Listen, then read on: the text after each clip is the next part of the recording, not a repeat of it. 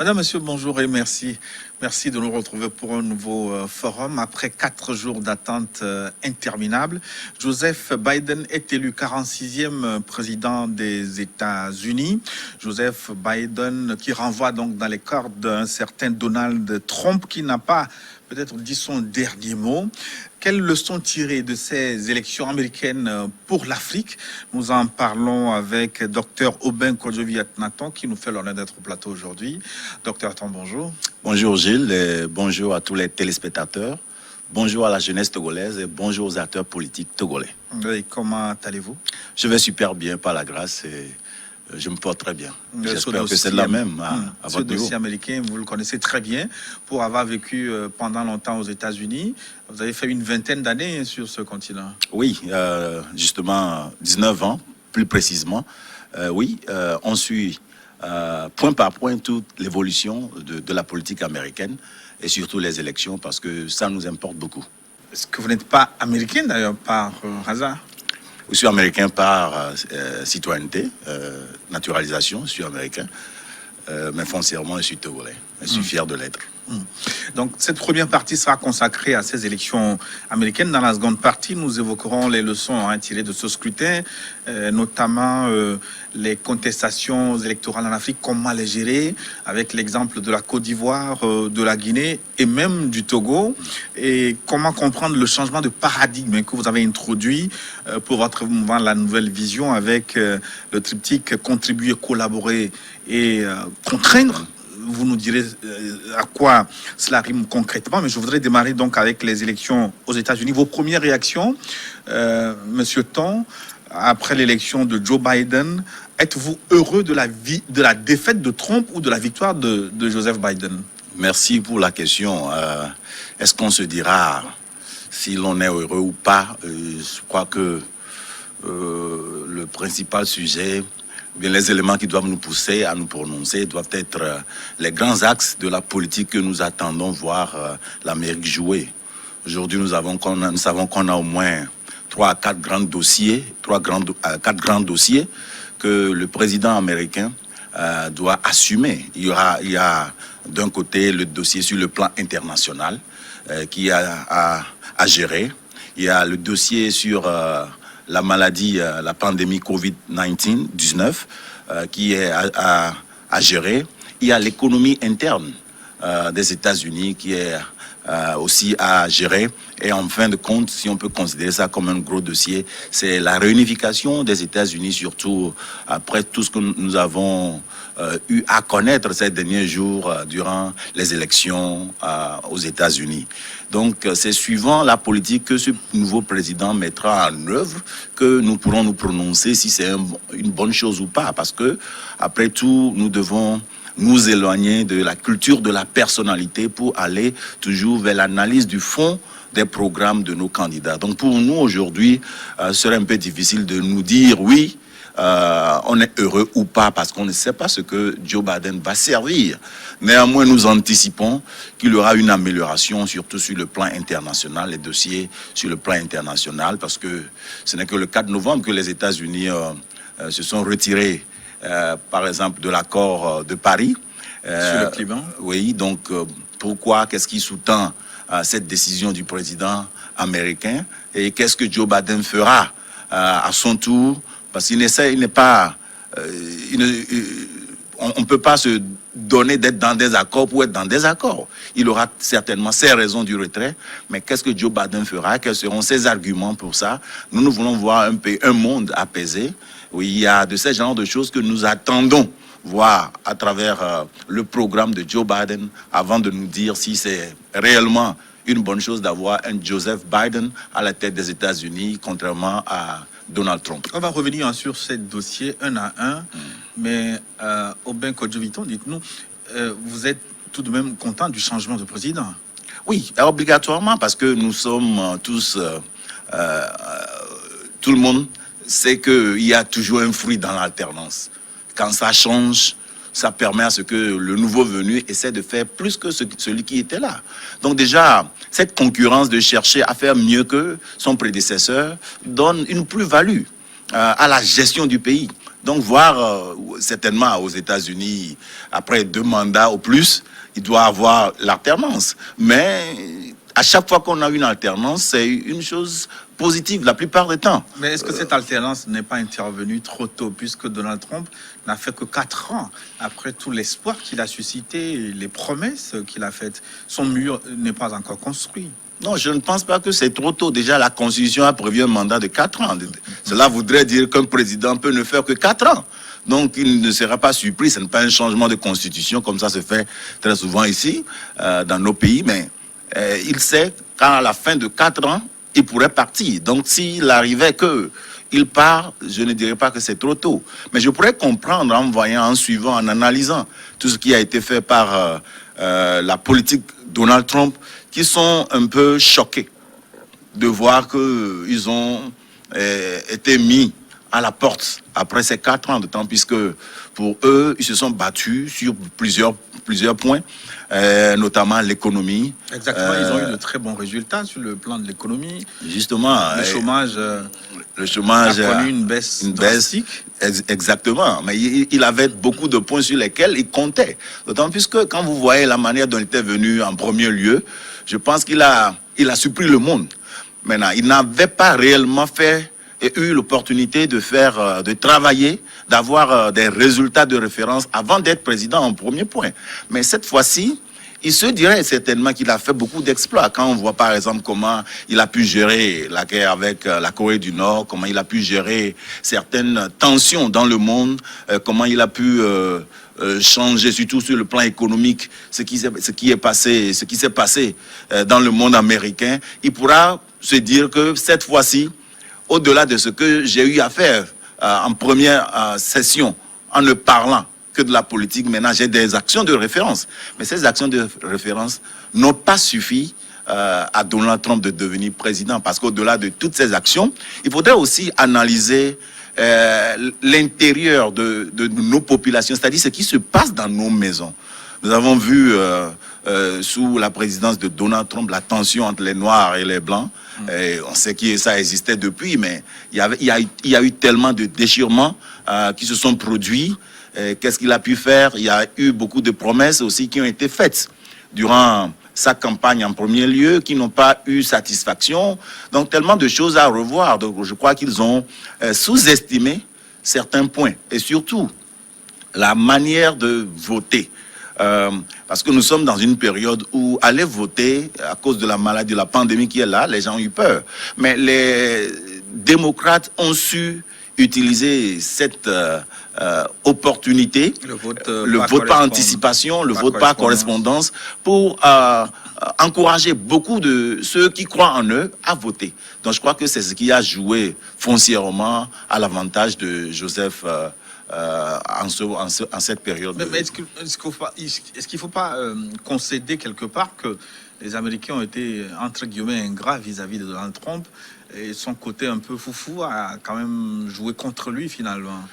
Oui, bon, là, il n'y a pas des indices de mesure pour nous prononcer là-dessus, parce que si c'était vraiment des indices de référence, je me dirais qu'en première session, il ne devrait même pas être président, parce que c'est en ce moment-là que Donald Trump utilisait des mots vulgaires un peu partout, mais il est devenu président. Donc, si on pourra considérer son côté foufou comme côté qui a joué contre lui, peut-être oui, peut-être non, ça dépend. Mais voyant ce qui s'est passé pour sa première élection, je dirais que ça n'a pas tellement joué. Peut-être que ça n'a plus joué à son avantage, parce que quand ça se produisait, on voyait en lui un non-politicien. Le monde est fatigué des politiciens. On voyait quelqu'un qui est venu d'une manière drôle et qui peut faire changer les choses.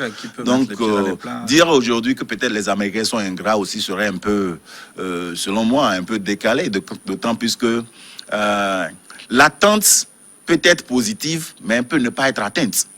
Donc, ce n'est pas parce que nous avons fait une avancée que nous avons pu répondre aux attentes des gens. Qu'est-ce que les gens attendaient de Donald Trump? Qu'est-ce qu'il avait promis? Et qu'est-ce que les gens vivaient dans le pays? Et qu'est-ce qu'ils espèrent du nouveau président?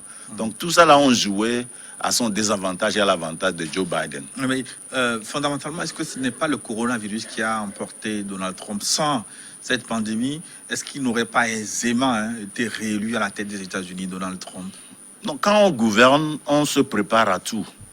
Je ne pense pas que la pandémie en soi est le problème. C'est la gestion de la pandémie, peut-être, parce que quand vous êtes gouvernant, vous êtes président de la République, vous vous attendez à tout. Mais quand le problème vient, quand il y a la pandémie, qu'est-ce que ce régime, ce gouvernement a pu faire? Est-ce qu'il a donné le meilleur de lui-même? Est-ce que ce qu'ils ont mis en application comme action a été vraiment optimal? Donc c'est l'analyse de ces actions qui fera que les gens diront oui, il a bien fait ou pas. Sinon, la pandémie en soi, c'est la pandémie. Maintenant, la gestion du pays est autre. Donc pour moi, je dirais quand même que oui, la pandémie était venue. C'était une épreuve à Donald Trump. Malheureusement, peut-être que Joe Biden n'avait pas eu la même épreuve, ou bien n'aura pas la même épreuve. On le souhaite quand même, parce que quand il aura cette même épreuve, ça veut dire que le monde entier en aura. Donc je pense quand même que sous son mandat et d'ici peu, le monde entier trouvera une solution définitive. Mais qu'aurait pu faire Donald Trump devant la pandémie, même si on sait aujourd'hui que le virus a tué près de 300 000 personnes aux États-Unis, ce qui est énorme, hein? Oui, si vous voyez par exemple les pronostics au niveau des Américains, surtout par les télévisions comme les CNN, Fox News et autres, vous allez voir que oui, c'était une question majeure. Mais ils n'ont pas voté seulement un président par rapport à la pandémie. Ils ont voté un président par rapport à son programme. Et dans ce programme, la pandémie a joué sa partie. Certains sont d'accord pour la gestion de Donald Trump, du gouvernement Donald Trump par rapport à la pandémie. D'autres ne le sont pas. Mais donc on ne peut pas seulement être autour de cette question de pandémie et juger Donald Trump. On ne peut, parce que pour moi, le tournant de cette élection a été la maladie de Donald Trump, lui qui a souvent banalisé la maladie et lui-même victime finalement du coronavirus. Ça a fait un peu cocasse, là. Exactement. Là, de ce côté, nous savons que des fois, on n'arrive pas à comprendre l'attitude du monsieur par rapport à sa position, à la grandeur de la position qu'il occupe dans le pays. Quelqu'un qui peut se lever le matin pour banaliser l'existence même de la maladie et le soir dire que la maladie existe. Donc des fois, je ne sais pas il passe par ces points pour pouvoir embobiner beaucoup de ses citoyens. Sinon, il a une manière un peu bizarre de faire ces choses, mais qui lui avait donné raison jusqu'à avant-hier ou bien jusqu'hier. Donc je pense quand même que oui, quelque part, je dirais que en tant que citoyen, voir un président qui banalise une maladie, après même est attaqué par cette même maladie, c'est qu'il a une manière antagoniste de se positionner sur certaines choses. Ça me découragerait. Donc je pense quand même que oui, ça aurait contribué négativement à sa campagne également. On va analyser le comportement de Donald Trump vis-à-vis de sa défaite, mais je voudrais avoir votre avis sur ceux qui pensent que c'est un complot contre lui. Donald Trump, il pense qu'il est celui qui est venu foutre, en tout cas en déroute, le plan des mondialistes, des illuminés. Il est souvent présenté comme celui-là qui est venu rompre la dynamique du nouvel ordre mondial. Et finalement, ce nouvel ordre mondial qui a comploté contre lui. Est-ce que vous voyez les choses de cette façon aussi? Pas nécessairement. Quelque part, je dirais que oui. La plupart des temps, quand vous voulez être leader de ce pays, on va vous dire, vous avez quel carnet d'adresse? Non, on a entendu ça. Et même ici au Togo, vous avez quel carnet d'adresse? Quand on parle de carnet d'adresse, on parle des lobbies. Et quand on parle des lobbies, on parle de ceux-là qui, par leur manière de faire, qui, par leur manière d'agir, orientent même nos dirigeants. Des lobbies, des ordres. C'est ça. Donc si vous êtes président à travers ces lobbies et ces ordres, c'est trivial que vous ne ferez que la volonté de ceux-là. Bon, Donald Trump, en voyant la manière dont il était venu à la présidence, à la Maison-Blanche pour la première fois, on aurait compris qu'il n'est pas forcément passé par la main de ces lobbies. Ouais. Donc quand les gens analysent pour dire qu'il est venu ralentir par exemple la politique des gays, des homosexuels, ouais, qu'il est venu contre les homosexuels, c'est ça, qu'il contre l'avortement, c'est ça. Donc on pourrait comprendre quand même que oui, parce que même s'il n'y a pas des statistiques fiables, on pourra quand même comprendre que la plupart de ceux-là qui sont un peu plus avancés ont de ces vices. Donc, s'il est venu d'une manière un peu extraordinaire, qui n'est pas passé par ces lobbies, ces ordres, on pourrait être en accord qu'il est venu bafouer un peu le jeu. Et vu qu'il est venu bafouer, ceux-là vont se prendre en charge pour pouvoir le faire partir. Maintenant, est-ce qu'on parlera de complot? Parce que si c'est un complot, les faits doivent être là. Peut-être ce qu'ils ont fait, c'est tout fait pour travailler foncièrement à faire partie de Donald Trump. Et ce travail n'est rien d'autre que la sensibilisation de la population pour que les gens puissent aller voter et voter un programme donné. Donc, si la sensibilisation porte sur un programme donné, que les gens ont voté un programme et non un complot, c'est un peu ambigu de dire qu'ils ont comploté contre lui, mais quand même, je reconnais à un niveau donné que Donald Trump ne semble pas venir des lobbies, comme ça se fait souvent. Mais Donald Trump, est-ce qu'il n'a pas perdu par excès de confiance aussi? Quelque part, je dirais aussi oui, d'autant plus que, comme je l'ai dit tout au début, que je pense que le gouvernement Donald Trump a été surpris. Il a été très confiant, surtout en voyant les résultats de sa politique sur le plan économique. Préparé autrement, puisque les sondages disaient donner une longueur d'avance sur son adversaire. Il aurait cru sur la même chose qui s'était passé la saison passée, parce que les sondages donnaient carrément Hillary Clinton devant. Mais à la nuit des élections, on a vu que c'est tourné vers Donald Trump. Donc, vous allez voir également que Donald Trump faisait une guerre incessable envers les médias. D'autant plus qu'il ne comptait pas. Il pensait que les médias, la plupart du temps, utilisent leurs canaux pour pouvoir faire avancer un candidat qui n'est pas là. Donc, pour lui, se fier vraiment se rabattre sur les pronostics de ces médias, il se dira non, j'avais vu ça déjà. Donc peut-être ça ne lui a pas donné ce qu'on appelle le wake-up call pour pouvoir revoir les choses et reprendre et réinventer des stratégies nouvelles pour arriver à avoir son second mandat. Finalement, donc, Donald Trump n'a à s'en prendre qu'à lui-même. Hein? Oui, quelque part, c'est ce que je dirais. Parce que si tu as échoué et que tu n'as pas été volé, ça veut dire que tu n'as pas été meilleur que ton adversaire. Il a estimé plusieurs fois qu'il a été volé.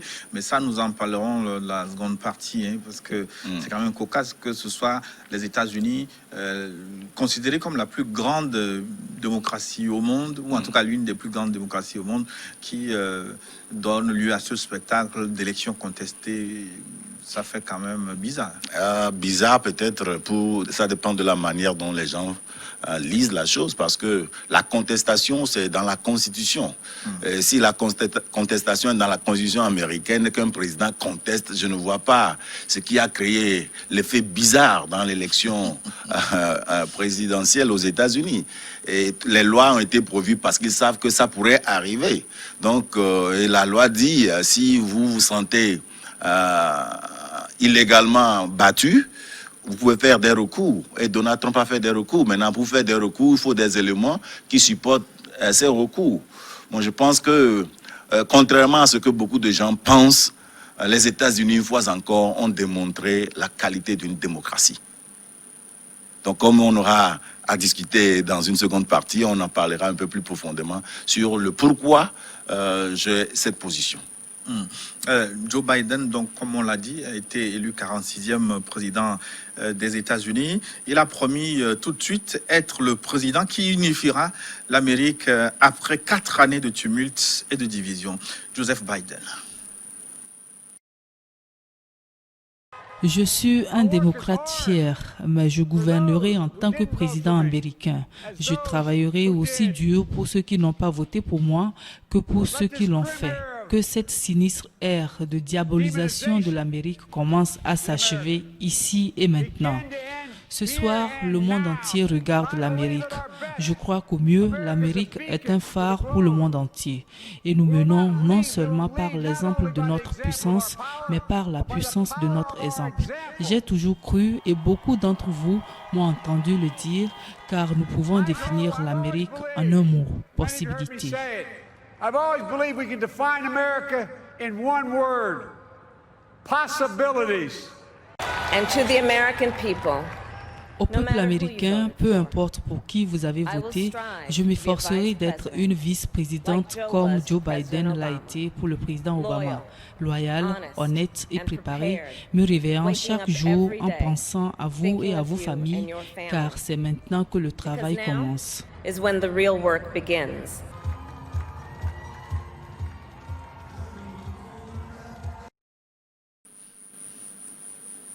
Joseph R. Biden avec sa colistière Kamala Harris. Au béton, Joe Biden, est-ce que vous le connaissez Oui, bien sûr. Joe Biden était vice-président du président, de l'ex-président Obama. Tout le monde le connaît. Tout le monde le connaît. Ce que moi j'ai aimé un peu de plus, c'est qu'il connaît déjà l'Office Ovale. Il connaît déjà la Maison Blanche. En servant en tant que vice-président, pour ne pas dire président, il a déjà de l'expérience. Il ne perdra pas de temps pour pouvoir assimiler les choses. Je sais quand même que tous les jours, la politique change et il y aura de nouveaux dossiers peut-être qu'il ne maîtrisait pas. Mais le temps d'assimilation de Joe Biden sera très court par rapport au nouveau président, par rapport à un nouveau président. C'était le même si c'était Donald Trump qui a encore repris la main, mais quand même, je pense quand même que Joe Biden, ayant déjà fait la Maison Blanche pour plusieurs années, pourra vite évoluer, surtout en cette période où l'Amérique attend beaucoup de Washington sur le plan économique et surtout sur le plan de la gestion de la Covid-19. Justement, est-ce que ce n'est pas à son désavantage le fait qu'il ait été vice-président de Barack Obama durant ses mandats? Certains pensent que c'est dû Obama réchauffé. Oui, bon, vous allez voir que Obama, déjà, il a fait un mandat. Et après, il a repris son second mandat. Donc, ça veut dire que les Américains ont jugé qu'il a commencé à bien travailler et on lui a donné encore la seconde chance de faire son second mandat. Donc, si c'est le cas, cela voudrait dire que les Américains ont été contents de la politique d'Obama, même si tout le monde ne l'est pas. Vous avez vu les résultats. Cela voudrait dire quand même que on ne vote pas à 100% on n'a pas voté à 100% pour Obama. Mais la majorité a voté pour lui pour un second mandat, ce qui voudrait dire quand même qu'ils ont vu qu'il faisait bien. Surtout en une période où le pays était en récession, déjà depuis 2008, vous voyez ce qui s'était passé aux États-Unis, sur le plan surtout économique, les fondements économiques et autres.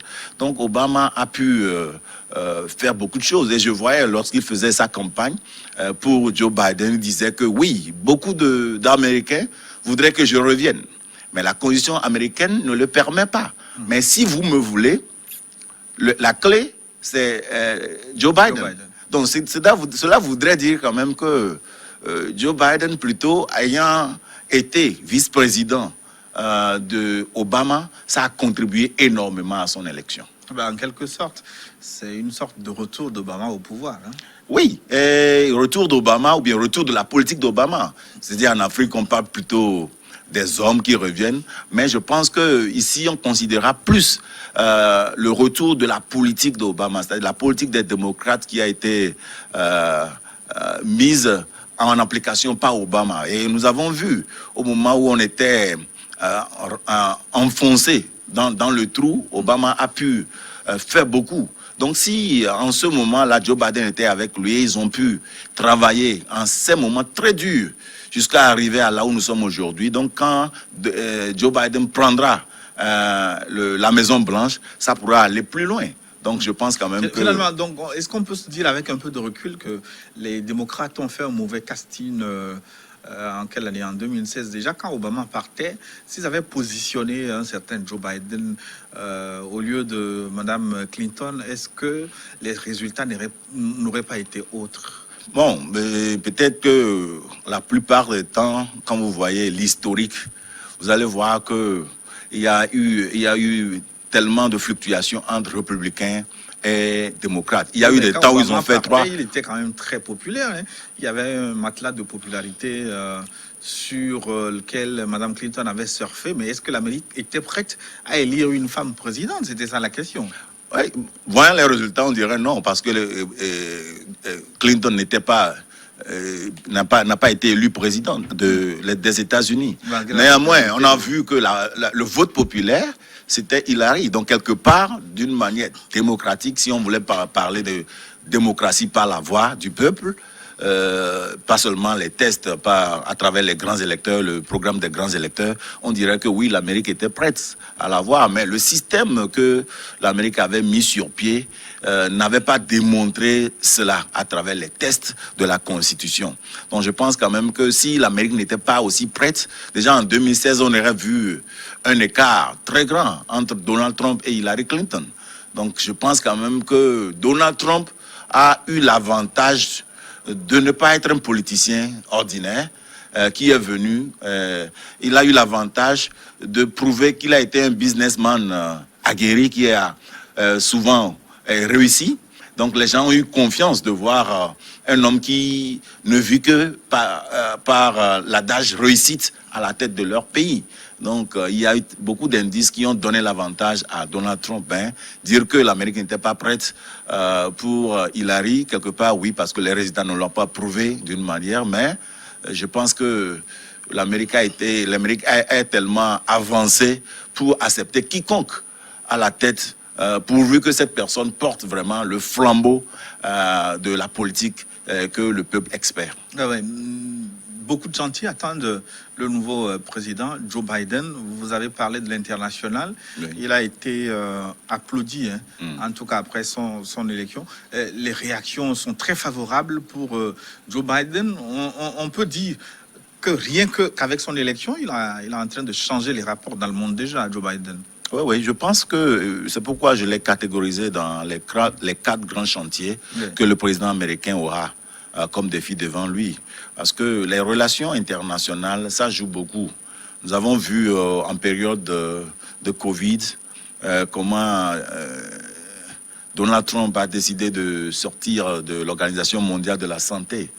Nous avons vu comment ils se sont finalement retirés de l'accord de Paris. On peut ajouter l'UNESCO. En tout cas, il a détricoté beaucoup de choses. Tellement de choses. Donc, est-ce que c'est la meilleure manière? Est-ce que c'est une dénonciation qu'il est en train de faire? Est-ce que cette dénonciation a été faite de la bonne manière? Parce qu'après tout, quand nous avons des organisations internationales qui se font décrédibiliser, je ne dirais pas qu'ils se font décrédibiliser, mais qui sont décrédibilisés par des puissances comme les États-Unis, je pense que ça ne donne pas une bonne image.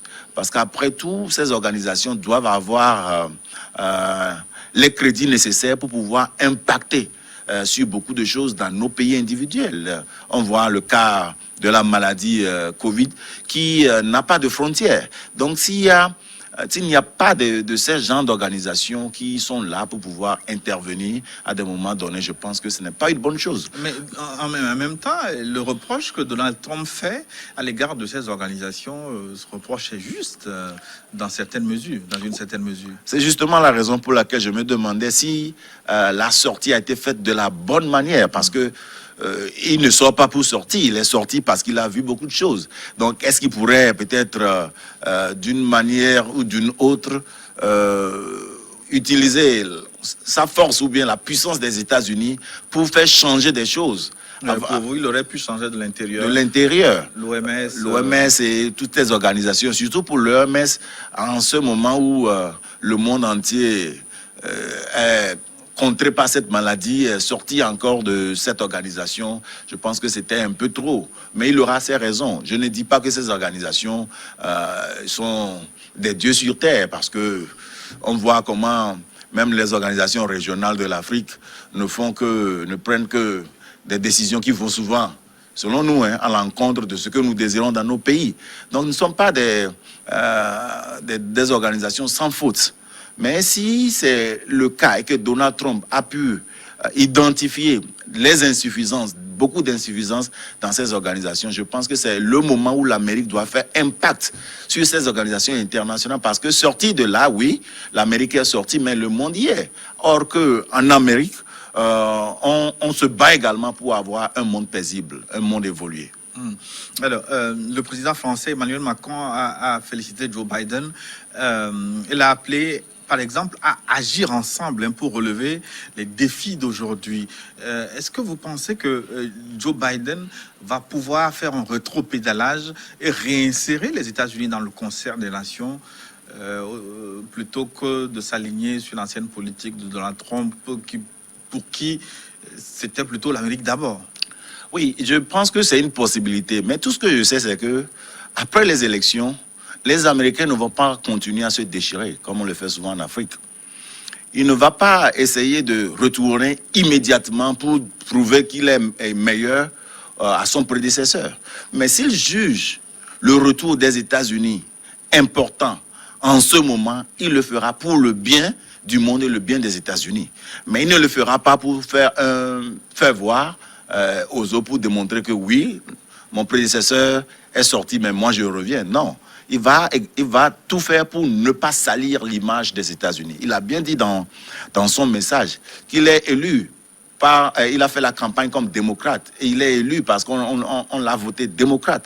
Mais il sera président de tous les Américains, de tous ceux qui ont voté et ceux qui n'ont pas voté pour lui. Donc cela voudrait dire quand même que dans son règne, sous son règne, dans l'application de son devoir, il fera tout pour soigner l'image des États-Unis à l'étranger. Donc soigner cette image à l'étranger revient également à soigner l'image de celui-là qui a été président avant lui. Donc je pense que les actions seront prises, mais pas pour défier quelqu'un, mais pour le bien des États-Unis et le bien du monde. On avait craint à un moment donné l'exacerbation des tensions entre les États-Unis et la Chine, entre les États-Unis et l'Iran. L'élection de Joe Biden va apporter une certaine paix dans le monde, parce qu'on avait créé des affrontements à un moment donné. Oui, c'est surtout entre la Chine sur le plan économique où le président Trump avait une position un peu tendue par rapport à la Chine. Je pense que dans la gouvernance de Donald Trump, il a pu révéler beaucoup de choses, beaucoup d'insuffisances dans les relations inter-États. Mais ce qui peut-être serait, ce qu'on pourrait dire, c'est que sa manière d'agir peut ne pas être la meilleure, surtout quand on parle des relations inter-États. Donc, quand Joe Biden va venir aujourd'hui, il ne va pas être le Dieu qui est venu sur Terre pour donner la paix partout. Mais je pense que sa manière d'agir, depuis qu'il était même vice-président, son approche sur certains problèmes, sur beaucoup de problèmes, fera que les gens iront à une entente plutôt paisible. Donc ça pourra arranger, ça pourra aménager beaucoup de terrain pour que le monde puisse trouver la paix. Donc, un autre, enfin, sur le plan international, Joe Biden et l'Afrique, certains ont pensé que Trump n'a pas suffisamment fait pour le continent. Il ne s'est pas beaucoup intéressé à l'Afrique, pas au reste du monde d'ailleurs. La seule contribution, en tout cas, le seul clin d'œil à l'Afrique, c'était le pays de merde, hein, ce petit mot lâché envers l'Afrique. Est-ce que Joe Biden va faire mieux pour le continent noir? Je rigole souvent quand les Africains attendent... Vous rigolez carrément, hein? Oui, quand les Africains attendent des États-Unis, ou bien si on dit aujourd'hui que la gouvernance de Donald Trump n'a pas tellement considéré l'Afrique. Pourquoi on doit considérer l'Afrique? Il faudrait que les Africains se réveillent. Moi, je pense que c'était un wake-up call que Donald Trump a fait, surtout à nos dirigeants africains, pour que les gens sachent que là où nous sommes, nous ne pesons pas sur l'échiquier. Nous sommes un terrain où les gens finissent de produire et veulent venir vendre, ou bien les gens viennent puiser nos sols pour aller servir leur économie. Parce que nous avons en Afrique des dirigeants qui ne savent pas comment collaborer, qui ne savent pas comment travailler pour leur population, qui ne savent pas comment valoriser leur jeunesse, alors que nous sommes la population la plus jeune. Donc, quand Donald Trump disait que nous sommes un pays de merde, on ne pourra évaluer ça que sur les résultats. Si ce n'est pas le cas, pourquoi chaque jour, plusieurs centaines d'entre nous, on est sur les bateaux pour aller à l'Occident? Mais si l'Afrique était meilleure, si nos dirigeants faisaient mieux et que nous arrivions à créer de la richesse dans nos pays, je pense qu'ils ne nous appelleraient pas comme ça. Ils vont nous inviter à la table. Le week-end, j'étais à une formation avec les jeunes et il y avait un co-panéliste qui avait donné un exemple que j'ai trouvé très intéressant. Il disait que certains de leurs camarades ont pris des billets, on les a achetés des billets au nom de certaines associations pour voyager pour des grandes conférences. Là où des décisions doivent être prises ensemble, les gens vont au shopping dans les pays. Mais le jour où on aura le breakfast, on aura à manger, ils sont toujours là. Le jour où on doit partager quelque chose, ils sont toujours là. Mais le jour où il y aura des sessions de travail pour pouvoir décider des politiques mondiales, ils vont à l'intérieur du pays pour faire leur shopping, pour revenir très joyeux en Afrique. Mais quand leur voix ne pèse pas beaucoup dans ces instances-là. Comment votre voix va peser si vous ne travaillez pas ensemble, si vous ne vous prouvez pas à table avec ces gens pour leur dire quand même que nous avons de la matière grise. Mais nous avons des attitudes qui démontrent que ce que Donald Trump a dit n'est pas faux. Donc si ces attitudes continuent, et que l'Afrique attend beaucoup des États-Unis, je ne sais pas ce que nous attendons. Nous serons un terrain, un marché pour les autres. Ils vont venir vendre chez nous après avoir produit et vont prendre l'argent pour aller nourrir leur économie. Donc je pense que foncièrement, il ne faut pas que les Africains attendent trop des autres. Nous avons de la potentialité. Nous avons une diaspora même qui est en train de nourrir l'économie des autres pays en Occident. Mais il faudrait mettre sur pied des politiques qui aspirent ces talents africains pour qu'ils puissent revenir travailler, remettre les pendules à l'heure pour que l'Afrique commence à peser. Et en ce moment, l'Amérique va traiter l'Afrique d'égal à égal. Mais si ce n'est pas le cas, nous ne ferons que nous demander à chaque fois, si ce président vient, qu'est-ce qu'il fera pour l'Afrique? Qu'est-ce que l'Afrique fait pour elle-même? C'est ça la question principale. Oui, les relations entre États seront là. Mais quelle relation existera si nous ne pesons pas? Si nous ne pesons pas, on ne négocie pas avec nous. On sous-traite avec nous. C'est-à-dire, on nous ordonne à agir. Mais si nous pesons, alors nous pouvons nous asseoir à table pour dire nous sommes d'accord pour telle chose et pour telle chose nous pourrons négocier de telle ou telle manière. Yes. Donc continuer à espérer parce qu'il y a un nouveau président des États-Unis. Moi je pense que ce n'est pas une bonne chose. Yeah.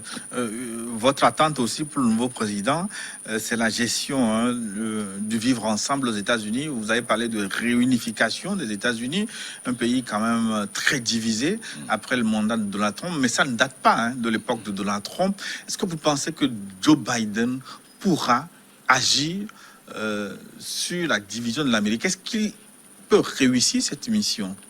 Déjà, Obama n'a pas... je ne vais pas dire a échoué, mais il n'a pas réussi cette réunification des États-Unis. Oui, je pense déjà en voyant la disposition présidentielle, c'est-à-dire le président et une vice-présidente d'origine indienne. J'en parle de l'Afrique, mais elle est plutôt d'origine indienne. Donc on pense déjà que elle a la peau noire malgré tout. C'est ça, justement. Donc ça donne déjà une bonne image par rapport à cela. Mais on pourrait aussi dire que le problème entre surtout les Noirs et les Blancs, surtout les policiers blancs, ça ne date pas d'aujourd'hui, comme vous l'avez dit, mais ça a pris d'ampleur durant les derniers mandats. Et quelque part, il faut aussi reconnaître que... L'épisode de George Floyd. Oui. L'affaire des 9 minutes à Can't Breathe. C'est ça. Il faut reconnaître également que quand les choses aussi deviennent de plus en plus dures, il y a la voyoucratie et puis ces genres de comportements qui prennent place. Donc si déjà avec Joe Biden, l'économie est encore renforcée un peu plus que ce qu'on avait et que nous arrivions a créé beaucoup d'opportunités où les Noirs et les Blancs peuvent s'accepter. Et surtout, les civils et les corps habillés peuvent mieux se comprendre en mettant sur pied des programmes qui nous forcent à vivre ensemble. Je pense que ça va réduire beaucoup ce problème entre les Noirs et les Blancs. Au fond, c'est quoi même le problème entre les Noirs et les policiers américains? Vous qui avez fait ce pays pendant près de 20 ans, est-ce que vous avez déjà eu maille à partir avec la police américaine?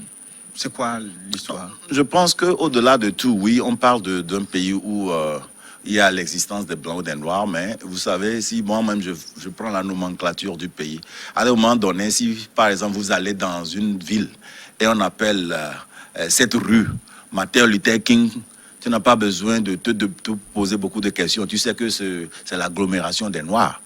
Et donc, dans les rues Martin Luther King, tu ne vois que des Noirs. Il y a certaines choses qui te démontrent quand même qu'il y a une différence entre les Noirs et les Blancs. Et des fois, c'est la manière dont les Noirs sont traités lorsqu'ils sont dans des problèmes.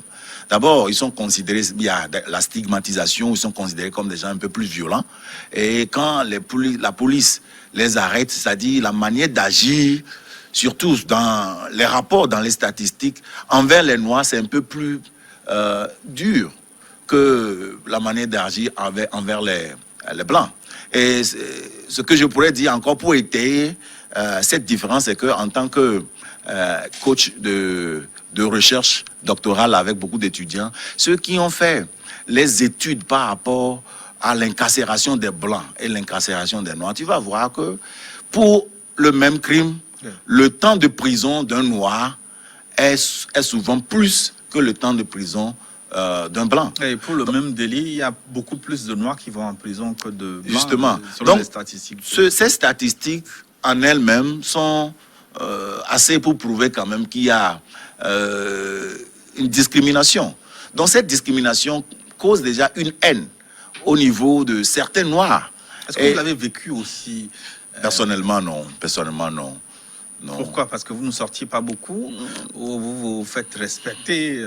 Non, je pense également que à des moments donnés, ça dépend de la zone d'évolution. Si vous êtes... vous avez plutôt vécu dans un quartier blanc. Pas ça. Si vous êtes sur un plan professionnel où l'Américain reconnaît en vous du talent, je vous jure que votre peau ou bien la manière dont vous prononcez les mots, ça ne représente plus rien. Parce que ce que vous avez comme connaissance, comme talent, ça l'importe un peu plus. Donc, des fois, à des moments donnés, vous allez voir que vous pouvez dépasser cette manière d'agir si vous êtes dans une classe supérieure donnée. Maintenant, la ça veut plupart... dire que le problème, ça vient aussi des Africains-Américains ou des Afro-Américains. Oui, justement, c'est pourquoi je dis... Ils ne se valorisent pas assez. Oui, il y a plusieurs. Quand tu vas voir dans les zones où il y a beaucoup de troubles, c'est les zones où il y a des personnes assistées, c'est-à-dire des Noirs assistés, et des Noirs qui n'ont pas trop évolué. Et c'est là où il y a la haine, parce que... La drogue, le sexe, il paraît que ça fait bon marché dans ces milieux-là. Ce sont dans ces milieux-là que vous allez retrouver ça. Et dans ces milieux, vous n'allez pas souvent retrouver des gens qui ont des maîtrises, qui ont des doctorats, qui travaillent dans telle ou telle entreprise. Donc je dirais que oui, le niveau aussi socio-économique joue un impact dans cette stigmatisation. Et un Noir, déjà, même devant la police blanche, réagit autrement que si c'est un policier noir qui l'arrête. Donc, oui, mais quand même, j'ai quand même vu dans une vidéo, je ne sais pas si c'est du fake news, un Noir qui appartient même au FBI être brutalisé par la police.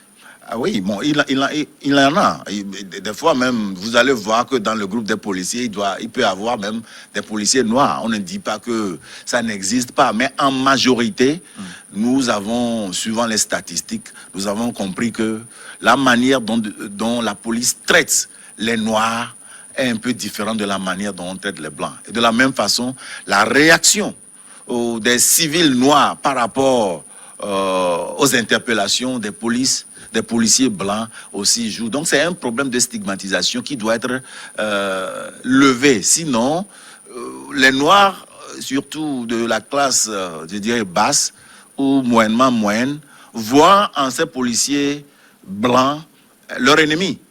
Et ce qui crée souvent ce genre de choses. Donc, quand tu es arrêté, au lieu d'aller posément pour pouvoir écouter et réagir conformément à ce qu'on vous dit, vous voulez réagir parce que c'est un blanc qui cherche à vous traiter. Avec ce blanc-là. Donc, tout ça a fait que cette tension existe. Donc, c'est cette tension-là que nous devons lever. Et pour conclure cette première partie très rapidement, est-ce que vous pensez que Joe Biden est à la hauteur de ces défis? Est-ce qu'il peut réussir sa mission, le nouveau président des États-Unis? Je le crois, en le voyant déjà sur le terrain, à côté d'Obama, et en voyant les résultats qu'ils ont pu donner en tant que couple, avec ses minuscules, Obama, Joe Biden, je pense que Joe Biden est à la hauteur de cette tâche.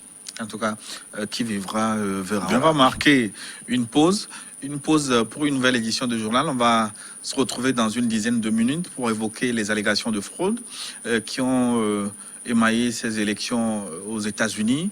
Nous allons parler aussi du sort de l'Afrique et des leçons à tirer pour le continent en ce qui concerne ces élections américaines. À tout de suite pour la suite.